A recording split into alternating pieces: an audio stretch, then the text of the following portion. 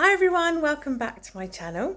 Sorry it's been so long. We have been extremely busy, just enjoying little Connie. However, I did take some footage of the garden back in the summer, and I said in my last video that I would show you it. So I'm going to do that now just to show you what grew really well. We've still got tomatoes going, like slightly going red. They're taking a bit of time because there's not much sun anymore. We're in October, although it is a very beautiful day out there today. But anyway, let me show you how they were doing in the summer, and I'm going to show you what I have planned for them as well, some ideas that I've got up my sleeve. And here is the patch. It's a beautiful flower patch, although extremely overgrown. Looks a little bit like a jungle.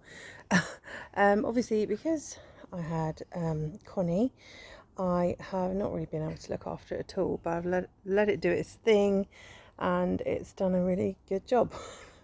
For me, it was just more about experimenting with flowers. I've never grown these flowers before, so I wanted to see what I could get, see if I could get any to dry. These ones here are straw flowers, and I've got absolutely loads of them, which is great. I'm going to harvest them, and we've had lots of little insects enjoying them, and see if I can dry them off a little bit more to be able to use for some dry flower arrangements or to give them to people. But look at the colours, aren't they just gorgeous? Absolutely stunning. Now I don't know if I've overdone it with some of these. I think you're potentially meant to harvest them when they're like this, so you know you've got like it's not fully open. Look at the bees, they really enjoyed it. We've got the potatoes, they're nearly ready, they're in the buckets here.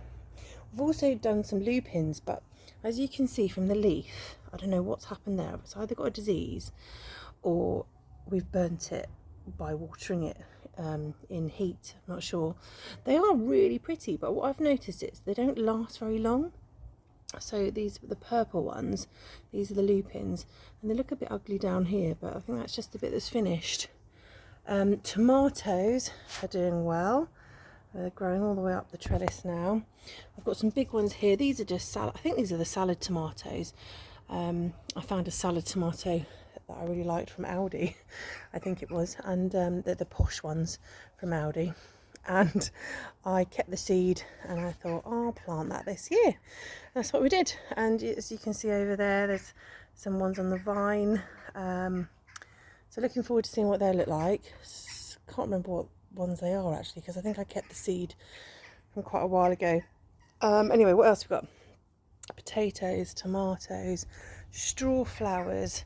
This one here is larkspur, an absolutely beautiful dark purple, and I've also got larkspur in this pale pink, which is really pretty. And apparently you can dry these, but I'm not sure. I've probably missed the boat with those. That's the problem when you have a baby, everything gets put on hold a bit. And this is a little verbena that has made its way into the patch, and I just thought he can stay because I just think it's really pretty, and actually it's quite nice just popping out there, quite like the wild look. We have lavender here that's kind of finishing off, so I need to cut them down. So I'm going to do them, and then this is doing quite nicely. This is thyme. We've got sage. My husband cut that back and it's grown really well again. We've got more tomatoes here. These are like little rogue tomatoes that we found, and I thought I don't want to waste them, and so they've grown them in a bit of a strange place. We've grown them up this big trellis here, and this is my random patch that has no thought put into it whatsoever. So one day, I think I said in one of my last videos, I want to put lavender all across here. There's quite a few things you can do with lavender. And look at the lovely butterflies. So we've got some tomatoes down here starting to turn red, and then there's quite a few coming. Lots of little yellow flowers as well. Over here we've got some statice. Now statice is also a dry flower. It's quite a papery feel, and I want to cut that one back and see how we do with these. So they should keep their colour, hopefully. What else? This is gypsophilia, and this is also one you can dry, but to be honest I don't know if I've got a different kind, because it's not really the one that I was thinking I would be getting. I don't know. I need to research a bit more about gypsophilia, because this is like when it dies it just goes, when it dries up it just goes into these little, I suppose it's seeds, isn't it, seed pods. But the flowers are a lot bigger than what I thought they would be. Very pretty, but I'm not sure about them. What is the other things around here? Oh, I missed the dahlias. Absolutely beautiful. It's almost like if you were to draw a flower, that's what you would draw. These ones coming up in different colours. So there's a pinky one here, a red, and then it looks like we're going to have some kind of purpley one. And there's lots of little buds wanting to bloom. So that's the dahlias, and they're just also squashed. It's not fair on them at all. But yeah, experiment time. And then these ones here, I can't remember what they are, but they're too small so I can't really see them. I should have planted them at the front. They're really pretty though. I just like pretty things. There's quite a few of them. I can't remember what those ones are though. I have to look those ones up. And then I've got some onions under these. Can't really see them. There's an onion there, and there's just a few, maybe 5 or 6, that I grew from seed. So yeah, absolute mess of a patch, but I've learnt some lessons. I've learnt the straw flowers grow very, very well.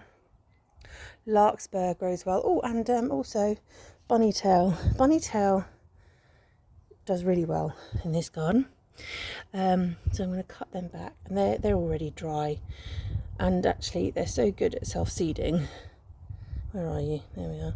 You just pull it apart and all these little seeds come out, and you can just scatter them in for another time. There's baby Connie. She's chilling out. You chilling out? Scratched your face. Oh dear. Well, she's enjoying some sunshine, a bit of fresh air.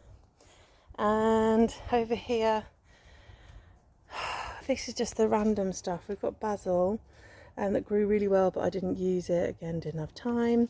A random little larkspur, a white, and a lilac has turned up. This is all coriander. The bees are still enjoying it, so I thought I'd leave them to it.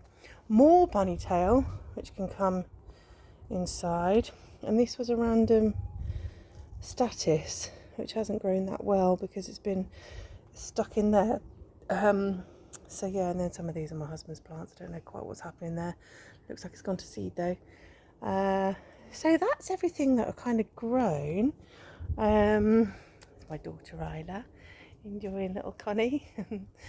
But it's been good. It's been a good time, and we're going to sort of see what we want to grow for next year. And I'm going to do some harvesting and maybe sort it out another time. But I just wanted to show you kind of what's happened and what colours we've got, and all the lovely enjoyment that I've had from it, sitting out here with the baby. I love bright colours, bright pretty colours, and looking forward to harvesting the potatoes soon as well. I tend to leave them in there for a long time. Planted them on the 7th of March, and I know you're meant to take them out before then, but I tend to leave them in very, very last week of August or beginning of September. I tend to get some whoppers, so keep an eye out for them, and we'll let you know how we go, and all the tomatoes as well. Bye for now. So these are the flowers that I've managed to dry this year.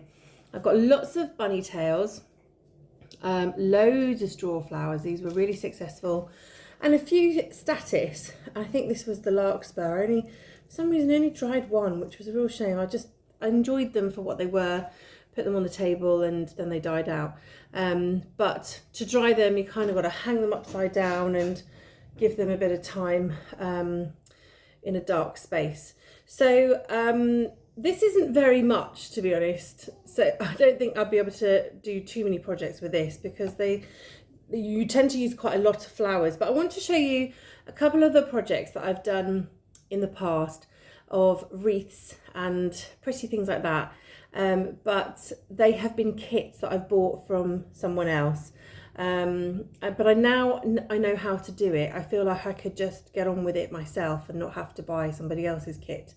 Plus, the main reason I want to do this is to be able to bless other people with my flowers and not have to spend 15 to 20 pounds, even more than that sometimes, on a bouquet of flowers to say thank you, or as a get well or whatever. And actually these last so much longer, so you can give the gift of flowers to someone that you love, or somebody that needs cheering up, and it's going to be cheaper and it's going to be lasting a lot longer, and hopefully probably, you know, more beautiful in their house, rather than just stuck in a vase. We can make it look even prettier, put it on a wall or a door. But yeah, that's the plan, and I would love it if you could come and join me and see if I can actually produce something that looks nice and works.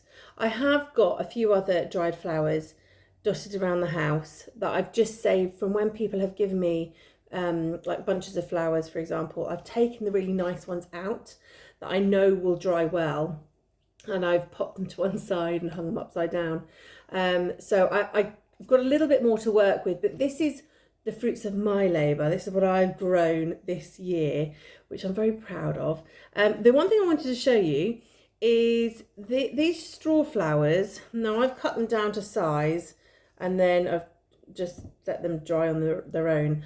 I didn't actually hang these ones upside down. I just kind of shoved them in the box, which wasn't very good, really. Very unprofessional. So these have turned out really nice.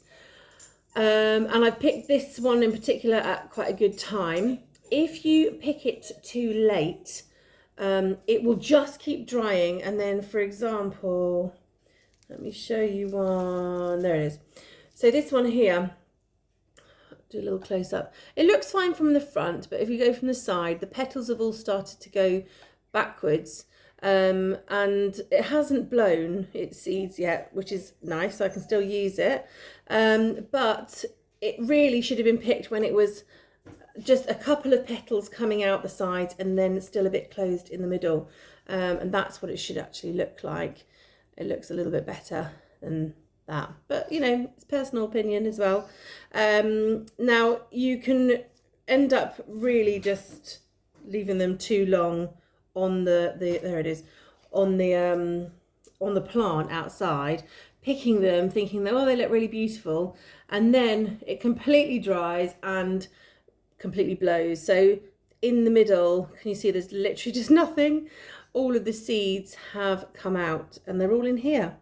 So the great thing about this is I never have to buy a straw flower seed in my life, because they produce absolutely millions of seeds. So one flower, oh, goodness knows how many, absolutely millions.